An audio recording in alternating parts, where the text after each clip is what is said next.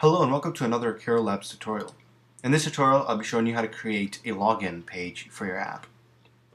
As an example, let me go ahead and show you what I'm talking about. So this app will basically check my username and password and tell me if I would be able to log in or if my login is successful. You could use this for many features throughout your app. You could have this as an admin kind of thing. If you have a little game going on, you could have this page under your admin and only one. It's a predefined username and password that only you'd know, and this way you could be able to log in it and change some settings. If you have any server settings in the app, you can go ahead and change it that way. This way you don't have to deal with servers to create an account. But if you do want to create servers and create an account, that would be for another tutorial. Or if you want to create a little in-app login so that the user could be able to create an account only inside the app so that the app will memorize your username and password, that will be also in another tutorial. But for this one, let me just go ahead and show you what I'm talking about. So my username was just user1 and my password was password. So now this will check if my login would be successful or if it wouldn't. So if I go ahead and press login, I can either press login or press done. So I'm going to go ahead and press login, and this will say login was a success. But if I go ahead and change my user to 2, my password to say something, it will tell you that the login failed because your text did not meet the if statement that we provide. So to create the app, all I have to do is create a new project, and your new project is going to be a single view application. Let's go ahead and call this login. Login test. Hit the next button. Create. So let's head over to our viewcontroller.h and let's define some IB outlets. So our first outlet will be a UI text field, and that's going to be called username. Our second one will be a UI text field as well, and it's going to be the password. We'll also have an IB outlet for the UI label, and that's login check. Login check. We could also head over and create the button if you want to. You don't really need to create a button, so I'm not going to because we don't have. We're not going to deal with the button. All we have to do is just connect it to the button. Let's go ahead and create the IB action. Let's call this login. I'm also going to create. I'm also going to create a another IB action. This is going to be just a simple one. All it does is basically once you hit the return key under the username, it'll automatically switch you over to the password. So I'm just going to go ahead and type in user return, just like that.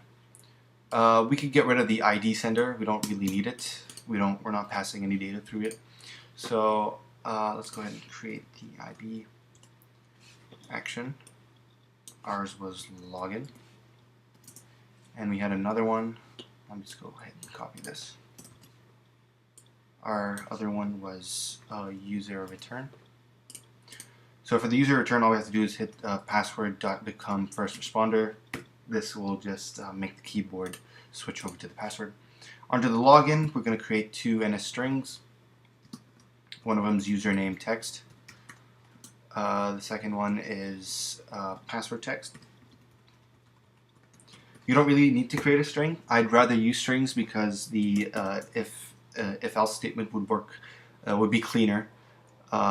Basically, it'll check the string to see if the string equals the preset value that you created. So let's also go ahead and define our username. Our username is going to be, let's have it, user1, just like before. Also, once again, you don't really need to create an NS string for your username. You could just use the string automatically. But like again, this will make it cleaner. You'd know what the username and password, and you could always change it if you wanted to. So let's go ahead and add another one for our password. just like that. So our username text is going to be our username.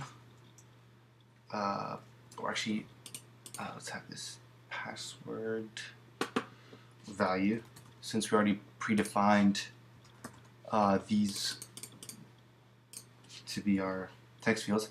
So username dot text, and this one will be password dot text. Oops, password dot text,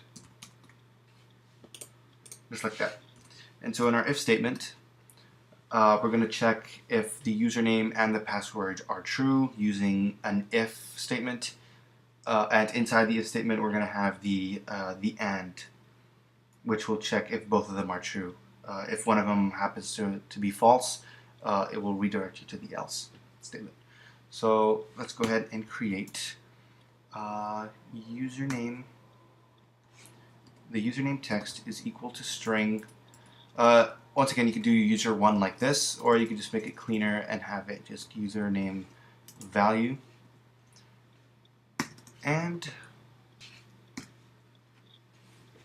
don't forget to add in an extra curly bracket here, or not a curly bracket, parentheses here, so that you could be able to have the and statement inside as well.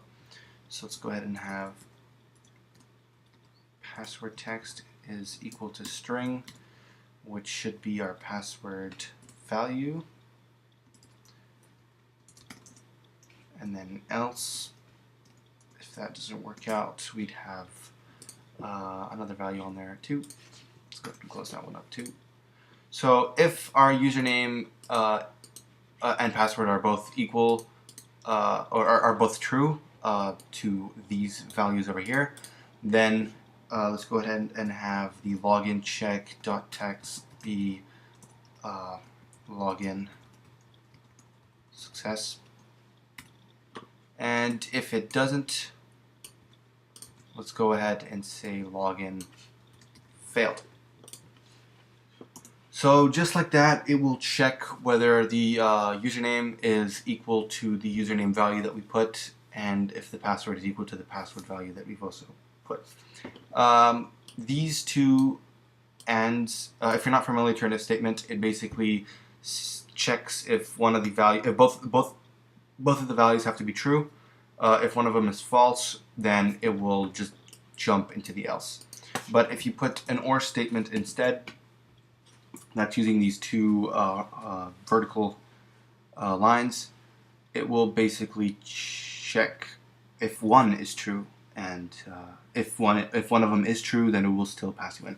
This could be used if you have multiple usernames. So you'd have one if statement for your username and another if statement for your password. In that username if statement, you'd have multiple usernames. So if username text is equal to username value 1 or value 2 or value 3 or value 4, that's what you can be able to do with that or statement.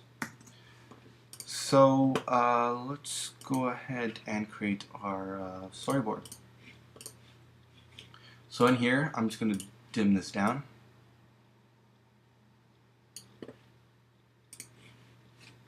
I'm going to go ahead and add a text field. Hold down the option to duplicate. Let's have a button. And we'll need a label. So you could position this however you want it. I'm going to have this one centered, this one right below it. I'm going to have my login button right below that, and I'll have our label over here, and I'll have that login status.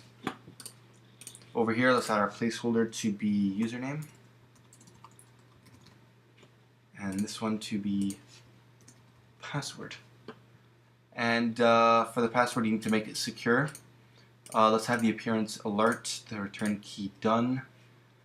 For the username, appearance alert, return key next. We don't need the secure. And let's go ahead and connect our outlets and actions. So our login check was the UI label. Our password was the password. Username, and we have the login.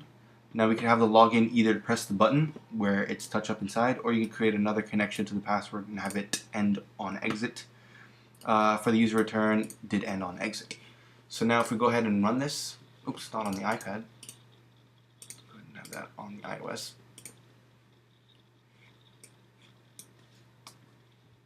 So here we are. If we type in our username was user1, and if I press enter, it will automatically jump to the password, and I'm typing my password, which is password. Oops.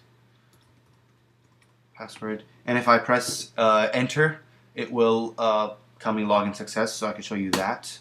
So it'll tell me login success because I pressed the done or enter key on my computer. And if I go ahead and change it to enter to tell me login failed, I go ahead and type in user1 and I press on the login, it will tell you login success. So now I also just showed you that if I try a different username or a different password, it will fail because one of them was false, and if one of them was false, then the entire thing would be false because it has to check if both of them are true. So this is the tutorial on how to check the username and password.